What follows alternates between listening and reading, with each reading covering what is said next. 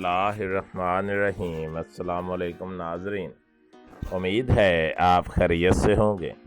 Welcome करते हैं एक बार फिर आपको आपके अपने यूट्यूब चैनल दारुल हिकमत उर्दू पर एक नई वीडियो के साथ। दोस्तों, आज हम मरजान के बारे में बात करेंगे और इसका तीसरा और आखिरी हिस्सा पेश खिदमत है। मरजान के तिब्बी अफ़ाल व ख़वास। नंबर 1, मिर्गी के मर्ज़ में इंतहाई फ़ायदेमंद है। इस मर्ज़ को दूर करने के लिए इस पत्थर की अंगूठी बनवा कर पहननी चाहिए। जिस वक्त शमस व कमर का इत्तेहाद हो और ज़ोरा से करान ना हो, इस वक्त सोने और चांदी हम वज़न की अंगूठी पर नगीना मरजान लगवा कर पहना जाए तो फ़ायदा होता है।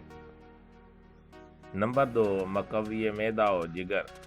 मरजान मैदा और जिगर को तक़वियत देता है। यूनानी हकीम जालिनूस के बयान के मुताबिक इस पत्थर का सफूफ बनाकर बहते खून की जगह या ज़ख्म पर छिड़का जाए तो खून बंद हो जाता है। नंबर 3, जोड़ों का मर्ज़। ये पत्थर जोड़ों के दर्द के लिए बहुत मुफीद है, ख़ास तौर पर गंठिया को दूर करता है। नंबर 4, पेट और अमराज़ मैदा। मरजान पेट के ज़ख्मों को मुंदमिल करता है, अल्सर और मैदा के कई अमराज में फ़ायदा पहुंचाता है। खून में तेज़ाबियत। ये पत्थर इंसानी जिस्म में तेज़ाबियत यानी खून की तेज़ाबियत को दूर करता है। हाथ पाँव में जलन को भी रफ़ा करता है। नंबर 6, तरियाक ज़हर।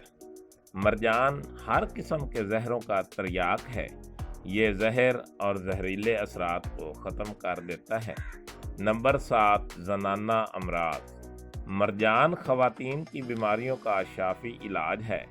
इसे इस्तेमाल करने से हामला ख़वातीन इसकाते हमल से महफूज रहती हैं। इसके अलावा बांझपन और इठरा को भी दूर करता है। बच्चों की खांसी में मरजान नहायत मुफीद साबित होता है। नंबर 8, मर्दाना अमराज। मरजान के इस्तेमाल से मर्दों की ख़ास अमराज यानी कि जरियान और इतलाम दूर हो जाते हैं। नंबर 9, अमराज चश्म। ये पत्थर तमाम किस्म के अमराज चश्म यानी कि आँखों की बीमारियों में अज़ हद मुफीद है। नंबर 10, दमागी अमराज। इस पत्थर को इस्तेमाल करने से दायमी नज़ला, ज़ुकाम, फालिज, लकवा और मिर्गी के अमराज ख़त्म हो जाते हैं। राशा को भी दूर करता है। नंबर 11, अमराज खबीसिया। मरजान से अमराज खबीसिया मसलन सुज़ाक, बवासीर, आतशिक और जज़ाम जैसे मूज़ी अमराज का इलाज किया जाता है। नंबर 12, दाफ़े जरियान। ये पत्थर जिस्म से खून के अखराज यानी कि जरियान को रोकता है, जरियान खून को बंद कर देता है। नंबर 13, ये आज़ाए रईसा। मरजान इंसान के तमाम आज़ाए रईसा को क़ुव्वत देता है, दिल की घबराहट और हिजान को ख़त्म कर देता है। दोस्तों, अब बात करते हैं इसको इस्तेमाल करने के असूल की। याद रखिए, किसी पत्थर से फ़ायदा उठाने के लिए पत्थर को खाया या चबाया नहीं जा सकता। इस तरह उसका इस्तेमाल करने से मैदा और आंतों को बेहद नुकसान पहुंचता है और अक्सर औकात इसका नतीजा मौत निकलता है। इसके दुरुस्त इस्तेमाल से ही फ़ायदा पहुंचता है। अहमक और बेवकूफ़ लोग वो होते हैं जो किसी पत्थर के ख़वास से फ़ायदा उठाने के लिए इसे किसी तरीक़ा या तरकीब के बग़ैर इस्तेमाल करते हैं और फ़ायदे की बजाय नुकसान उठाते हैं, क्योंकि कुदरती और फितरी तौर पर हर चीज़ के इस्तेमाल और उसके फ़ायदा उठाने का एक तरीक़ा और तरकीब और तरतीब है।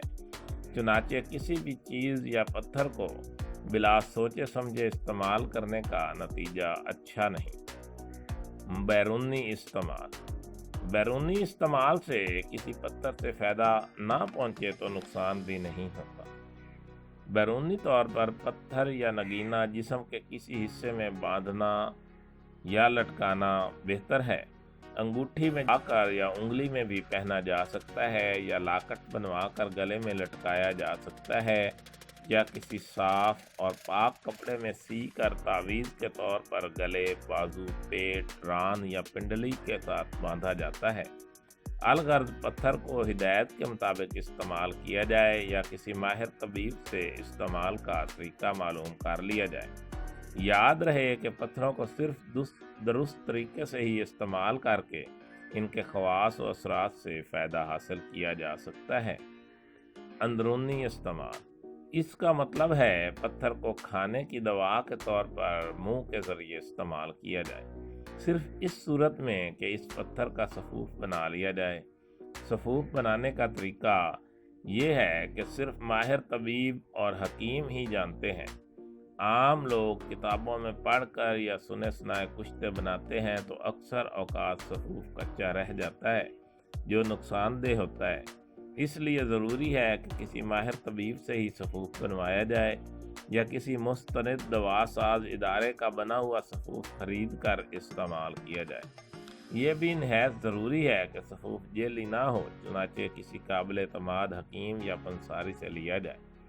دوستو، دارالحکمت اردو یوٹیوب چینل آپ کی جسمانی اور ذہنی صحت کے بارے میں بہترین معلومات فراہم کرتا ہے۔ اپنی صحت کے بارے میں بہترین معلومات حاصل کرنے کے لیے ہمارے چینل کو سبسکرائب کریں، ویڈیو کو لائک اور شیئر کریں اور کمنٹ باکس میں کمنٹ ضرور کریں تاکہ ہم آپ کی بہترین آراء سے آگاہ رہیں۔ خوش رہیں، خوشیاں بانٹیں۔ شکریہ۔